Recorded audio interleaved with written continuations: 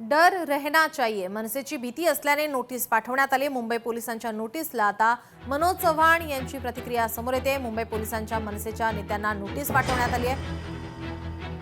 दोन भाऊ एकत्र आल्याने सत्ताधाऱ्यांना धास्ती बसलेल्याचं चव्हाण यांनी म्हटलं आहे।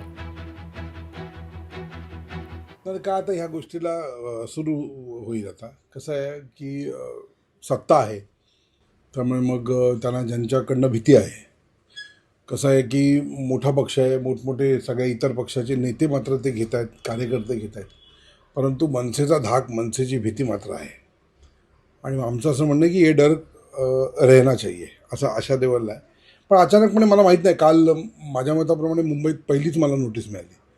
मी बऱ्याच ठिकाणी विचारपूस केली तर त्यांना सगळ्यांना नाही, म्हणजे अशा नोटिसा निश्चितपणे त्या चालू करतील आणि महाराष्ट्र गव्हर्नमेंट सेनेच्या सैनिकांना ह्या नोटिसा आता यायला सुरुवात होईल हळूहळू त्यांना, कारण प्रचाराचा वेग हळूहळू हे करणार। शेवटी दोन भावंड एकत्र आलेत। काळोखे प्रकरणाशी आमच्या पक्षाचा काही संबंध नाही, सुनील तटकर यांच्याकडून मंगेश काळोखे प्रकरणाचा निषेध करण्यात आलाय। सरकारने या प्रकरणाची सखोल चौकशी करावी असं तटकर यांनी म्हटलंय। पोलिसांनी आरोपींवर कठोर कारवाई करावी।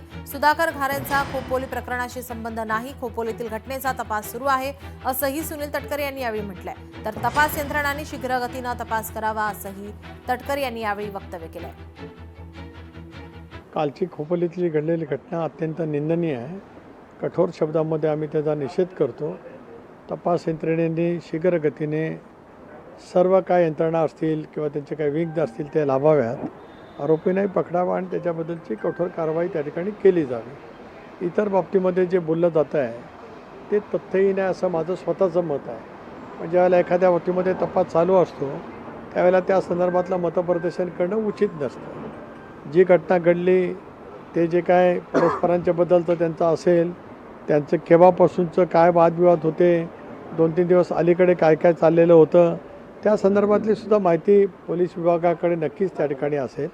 मला विश्वास आहे की सुधाकर घारे जे माझे राष्ट्रवादी काँग्रेस पक्षाचे अध्यक्ष आहेत त्यांचा या प्रकरणाशी दुरान्वयी संबंध नसेल, पण शेवटी तपास चालू असल्यामुळे तपासला इन्फ्लुअन्स होईल असं कुठलंही वाक्य मी त्या ठिकाणी बोलणार नाही। लोकशाही मराठी ऐका, पहा, जागरूक रहा।